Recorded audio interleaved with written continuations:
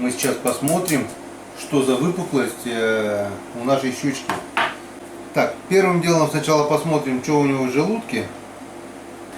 Только разделывать ее буду немножко по своему рецепту. Мне просто было очень-очень уж интересно,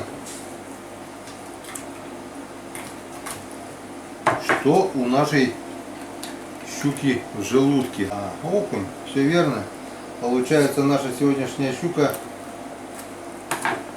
попала на вот такого здорового окуня. Получается, наш окунь попал на вот такой вот большой крючок. На такой большой крючок. На крупного, наверное, гальяна. Да, на большие крючка нет. Получается, на озерного гальяна попал вот такой вот окунь. И вот на такого окуня попала наша красавица щука.